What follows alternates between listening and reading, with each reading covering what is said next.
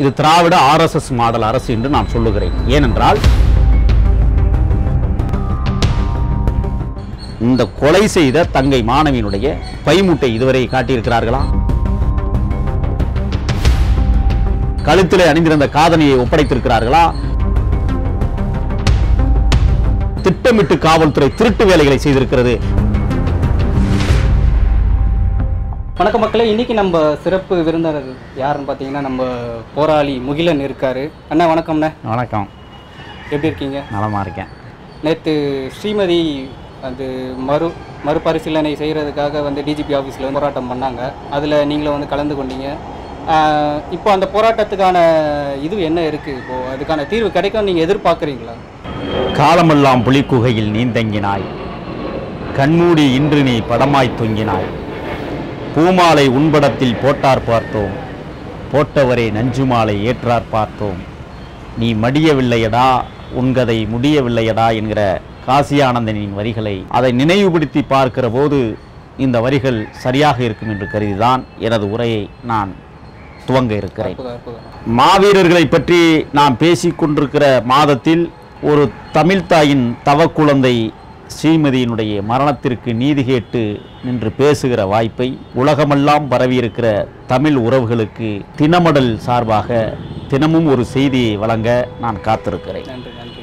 அந்த வகையில் மாதர் சங்கம் நடத்திய மாபெரும் எழுச்சிமிகு போராட்டம் ஸ்ரீமதியினுடைய மரண வழக்கில் ஒரு புதிய உத்வேகத்தை அளித்திருக்கிறது என்றுதான் நான் கருதுகிறேன். ஜூலை மாதம் 12ஆம் தேதி இரவு 10:17 காணாமல் போன ஸ்ரீமதிக்கு பக்கத்தில் இருந்தவர் ஜெகஜீவ பிரியா.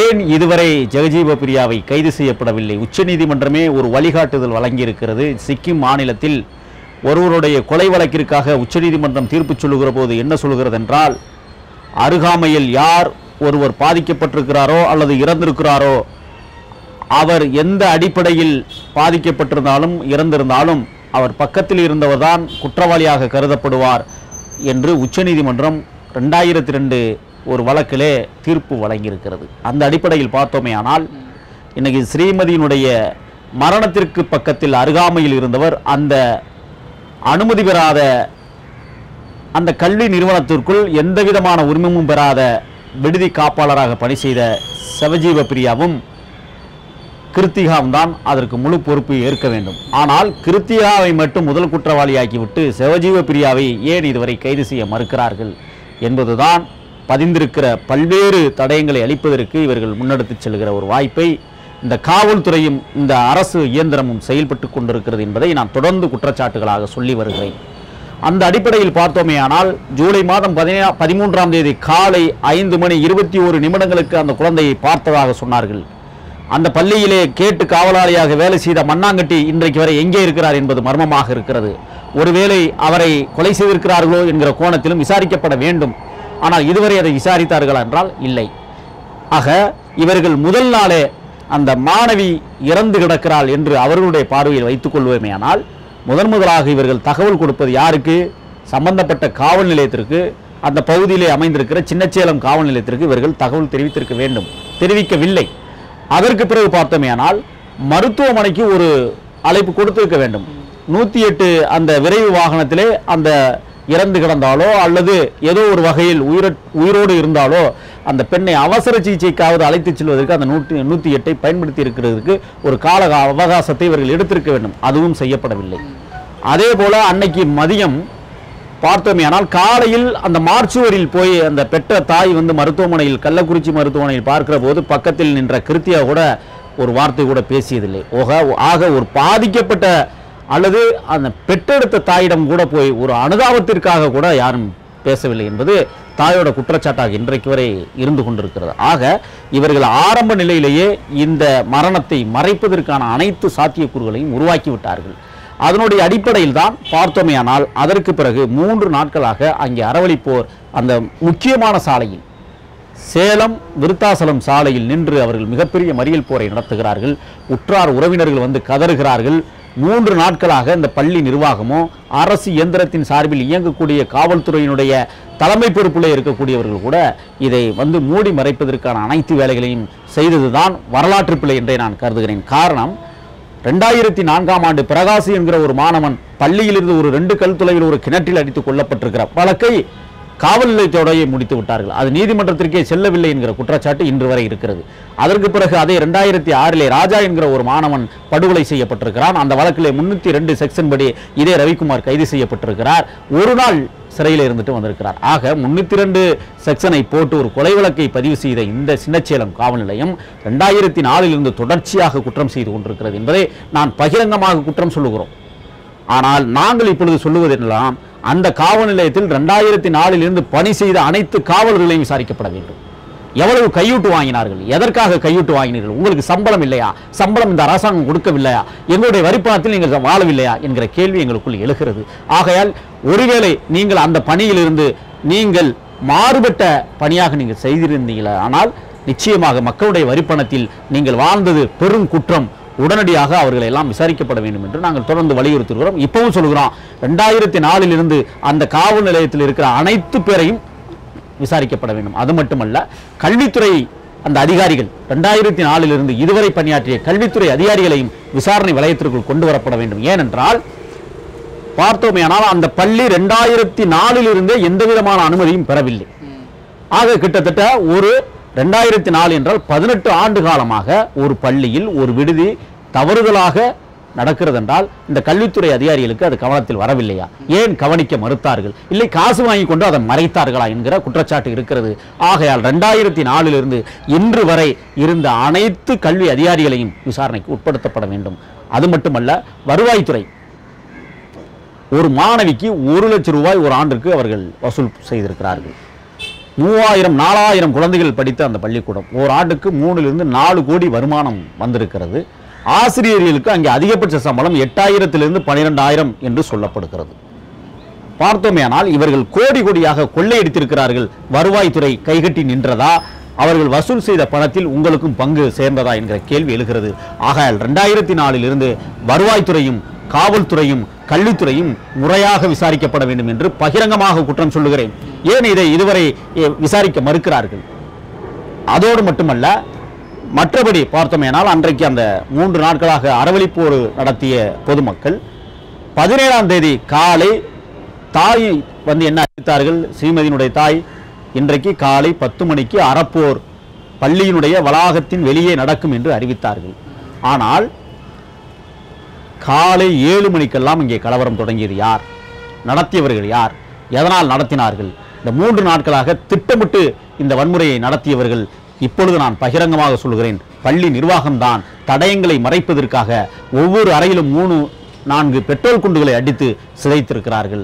நான் கேட்கிறேன், அப்பாவி ஏழை பகுதியிலே வாழுகிற அந்த மக்கள், ஒவ்வொருத்தரும் பெட்ரோல் வாங்குவதற்கு கூட காசு இல்லாத அந்த மக்கள் எப்படி பெட்ரோல் குண்டு அடிப்பார்கள் என்கிற கேள்வி எழுகிறது. அதோடு மட்டுமல்ல, போராட்டத்தலத்திற்கு வருகிறவர்கள் ஃபேனர் அடித்து ஊர் பேர் போட்டு வந்து போராட்ட களத்தில் வன்முறை செய்வார்களா என்கிற கேள்வி எழுகிறது. ஆகையால் அங்கே அந்த வன்முறை வெறியாட்டத்தை நடத்தியவர்களே அந்த ரவிக்குமாரனுடைய உற்றார் உறவினர்கள் இதுவரை நீதி விசாரணை நடத்தியதுண்டா? இந்த சிறப்பு புலனாய்வு பிரிவு சிபிசிஐடி இதுவரை கேள்வி கேட்டதுண்டா? நான் பகிரங்கமாக சொல்கிறேன், இந்த சிபிசிஐடி உடனடியாக கலைக்கப்பட வேண்டும். இது மக்கள் விரோத செயலை தொடர்ந்து செய்து கொண்டிருக்கிறது அந்த பகுதிகளிலே. ஆகையால் இதிலே சாதியம் தலைத்தோங்கி நிற்கிறது, பணம் வலிமை படைத்திருக்கிறது, அதிகார வர்க்கம் ஆணவம் ஆடுகிறது. ஆகையால் நான் குற்றம் சொல்லுகிறேன், முதலாக இந்த சிறப்பு புலனாய்வு பிரிவை அப்புறப்படுத்துங்கள். இது முறையான விசாரணை இல்லை. நான் ஆரம்ப நிலையிலே சொன்னேன், முதல் உடல் கூராய்வு என்பது பல காணொலிகளில் பேசியிருக்கிறேன், பொய்யாகத்தான் வரும் என்று சொன்னேன். இரண்டாவது உடற்கூராய்வு, முதல் உடல் கூராய்வுக்கும் 2வது உடல் கூராய்வுக்கும் இடையில் என்ன நடக்கும் என்றால், முதல் உடல் கூராய்விலே அவர்கள் முழுவதுமாக ஆய்வு செய்யப்பட வேண்டும். ஆனால் செல்வகுமார் என்கிற மருத்துவ அயோக்கியன் பணத்தை பெற்றுக்கொண்டு கையூட்டு வாங்கி கொண்டு தங்கையினுடைய முதுகெலும்பு முக்கியமான ஒரு மனித உறுப்பில் முதுகெலும்பு எவ்வளவு முக்கியமானது, அந்த எலும்பு உடைந்ததை கூட அவன் ஆய்விலே சொல்லப்படவில்லை. ஆனால் 2வது பிரேத பரிசோதனை அறிக்கையில் முதுகெலும்பு உடைக்கப்பட்டிருக்கிறதாக செய்திகள் வருகிறது. ஆக முதல் உடல் கூராய்வு செய்து முடித்தவுடன் அந்த உடலை அப்படியே கழுவி விடுவார்கள். 2வது உடற்கூராய்வில் சுத்தமாக இருக்கும். ஆகையால் அவர்கள் எலும்பு உடைந்திருக்கிறது என்று அவர்கள் பதிவிட்டார்கள். ஆனால் அந்த உடல் கூராய்வும் ஜிப்மர் மருத்துவமனை, பாண்டிச்சேரியில் இருக்கிற ஜிப்மர் மருத்துவமனைக்கு அனுப்பி வைத்தார்கள். மாண்புமிகு உயர்நீதிமன்றத்தினுடைய நீதிபதி ஜிப்மர் மருத்துவக்குழு ஆராய்ச்சி செய்யும் என்று அறிவித்தார்கள். அன்றே நான் பதிவிட்டேன், உடனடியாக சொன்ன, நிச்சயமாக ஜிப்மர் மருத்துவமனை ஒரு உண்மையான உறுதித்தன்மையான நேர்மையான விசாரணை இருக்காது. ஏனென்றால் இந்த பள்ளி நிர்வாகம் ஆர்எஸ்எஸ் மற்றும் பாரதிய ஜனதா கும்பலோடு தொடர்புடையது. பாண்டிச்சேரி ஆளுகிற அந்த அதிகார வர்க்கம் பாரதிய ஜனதா கூட்டணி அரசு ஆளுகிறது. அங்கே கவர்னராக இருக்கிறவர் பாரதிய ஜனதாவை சேர்ந்த தமிழிசை சவுந்தரராஜன். நிச்சயமாக அதிகார வர்க்கம் அதில் தலையிட்டு இதை ஒன்றுமில்லாமல் செய்து விடுவார்கள் என்று நான் தொடர்ந்து குரல் எழுப்பினேன். ஆனால் இன்றைக்கு என்ன நடந்திருக்கிறது? முதல் உடல் கூராய்வு தாயிடம் காட்டப்படவில்லை, இரண்டாவது உடற்கூறாய்வு தாயிடம் காட்டப்படவில்லை, ஜிப்மர் மருத்துவக் குழு இதுவரை கொடுக்கப்படவில்லை. சரி, அது இருக்கட்டும். இந்த கொலை செய்த தங்கை மாணவியினுடைய பைமூட்டை இதுவரை காட்டியிருக்கிறார்களா? கழுத்திலே அணிந்திருந்த காதணியை ஒப்படைத்திருக்கிறார்களா? கழுத்திலே அணிந்திருந்த அந்த நகையை தந்திருக்கிறார்களா? கையிலே போட்டிருந்த அந்த கை செயினை அவர்கள் கொடுத்திருக்கிறார்களா? இந்த திட்டமிட்டு காவல்துறை திருட்டு வேலைகளை செய்திருக்கிறது. இவர்கள் திருடர்கள், அயோக்கியர்கள் என்று பகிரங்கமாக நான் குற்றம் சொல்லுகிறேன். ஆகையால் உடனடியாக தமிழக அரசு இதில் தலையிட்டு தங்கையினுடைய நகைகள் அனைத்தையும் பறிமுதல் செய்து பெற்றோர்களிடம் ஒப்படைக்க வேண்டும். நீங்கள் ஒப்படைக்க தவறுவீர்களானால் உங்களுக்கு வருகிற சட்டமன்ற நாடாளுமன்ற தேர்தலில் ஸ்ரீமதி என்கிற ஒற்றை குரல் ஓங்கி ஒலித்து உங்களுக்கு பாடம் புகட்டும் என்பதில் மாற்று கருத்தே கிடையாது. இப்போ எதனால் இப்போ ஆர்எஸ்எஸ் பின்னணியில் இருக்கின்றது எல்லாரும் தெரிவிச்சிட்டு இருக்காங்க. இப்போது திராவிட மாடல்னு சொல்லும் போது எல்லாருமே நாங்கள் ஆர்எஸ்எஸ்க்கு பிஜேபிக்கு எதிரானவங்கன்னு அவங்க பேசுகிறாங்க. இது வெளிப்படையாக ஆர்எஸ்எஸ் இதோடைய தலையீடு இருக்குன்னு தெரிஞ்சும் அதுக்கான எதிரானவங்க நாங்கன்னு அவங்க சொல்லும் போது ஏன் அதுக்கு முன் அவங்க அதுக்கான விசாரணையை சரியான நடத்த மாட்டுறாங்க? அது இவங்க ஆதரிக்கிற மாதிரி இருக்கும். இல்லை, இது திராவிட மாடல் அரசு அல்ல, இது திராவிட ஆர்எஸ்எஸ் மாடல் அரசு என்று நான் சொல்லுகிறேன். ஏனென்றால் இதுவரை இந்த தமிழ்நாட்டை ஆண்ட 60 ஆண்டு காலம் ஆண்டிருக்கிறது திராவிட கும்பல். இதுவரை ஊருக்கு ஒரு சுடுகாடு வைத்திருக்கிறார்களா? சாதிக்கு ஒரு சுடுகாடை வைத்துக்கொண்டு இன்றைக்கும் அவர்கள் வீரவசனம் பேசிக் கொண்டிருக்கிறார்களே, அதற்கு பேர் என்ன? ஆர்எஸ்எஸ். அதுக்காகத்தான் சொல்றேனா, இது திராவிட ஆர்எஸ்எஸ் மாடல் அரசு. சாதிகள் ஒழிக்கப்பட்டிருக்கிறதா? கிடையாது. அதிகார வர்க்கம் இன்றும் அதிகார வர்க்கமாகவே இருக்கிறது. ஆகையால் திராவிட மாடல் அரசு என்பது வெற்றுத்தனமான வெற்று வார்த்தைகள், போலித்தனமானது, பொய்யானவை. தமிழ் தேசிய தளத்தில் இன்று நான் பேசுகிறேன். திராவிடம் என்கிற ஒரு சொல்லாடல் மட்டுமே தவிர ஒரு இனக்கூறு அல்ல. ஆகையால் இந்த பள்ளி விஷயத்தில் ஆர்எஸ்எஸ் தலையிட்டிருக்கிறது என்றால் அங்கே பயிற்சி வகுப்புகள் ஆர்எஸ்எஸ்க்கு எடுக்கப்பட்டிருக்கிறது. அவர் பாரதிய ஜனதா கட்சியை சார்ந்த மாவட்ட நிர்வாகி அந்த பள்ளி தாளர் ரவிக்குமார். ஆகையால் தான் நான் குற்றம் சொல்லுகிறேன். ஆகையால் தான் ரவிக்குமாரையும் ஜிப்மர் மருத்துவமனையும் நான் ஒப்பிடுகிறேன். ஆகையால் இந்த வழக்கு விடயத்தில் முழுக்க முழுக்க இதுவரை அண்ணாமலை வாய் திறந்ததுண்டா? பாரதிய ஜனதா கட்சி தலைவர் ஏன் வாய் மூடி மௌனிக்கிறார்? மதம் ரீதியான ஒடுக்குமுறை, மதம் ரீதியான கொலைகள் நடந்தால் வாய் திறக்கிற இந்த அண்ணாமலை ஏன் இந்த விடயத்தில் மௌனமாக இருக்கிறார்? ஏனென்றால் அவரும் இந்த பள்ளி நிர்வாகத்திற்கு ஒரு நெருங்கிய தொடர்பு இருப்பதாக இன்றைக்கு பேசிக் கொள்ளுகிறார்கள். ஹச்ராஜா அந்த பள்ளிக்கு பலமுறை சென்று வந்திருக்கிறார் என்பது குற்றச்சாட்டு இருக்கிறது, புகைப்படங்கள் வெளியிடப்பட்டிருக்கிறது. ஆகையால் ஆர்எஸ்எஸ்க்கும் அந்த பள்ளிக்கும் நெருங்கிய தொடர்பு இருக்கிறதால், அதிகார வர்க்கம் கையிலே இருக்கிறதால் திராவிட ஆர்எஸ்எஸ் மாடல் அரசு இந்த விசாரணைக்கு பயந்து நடுங்கி கொண்டிருக்கிறது என்பதுதான் என்னுடைய குற்றச்சாட்டாக இருக்கிறது. இந்துக்களுக்கு ஆதரவானவங்கன்னு அவங்க சொல்றாங்க இல்லையா ஆர்எஸ்எஸ் எல்லாம்? இப்போ இறந்தது ஒரு இந்து பெண் தான், அது ஒரு மௌனம் சாதிக்கிறாங்க இல்லையா? அது கேள்வியிலே தவறு இருக்கிறது.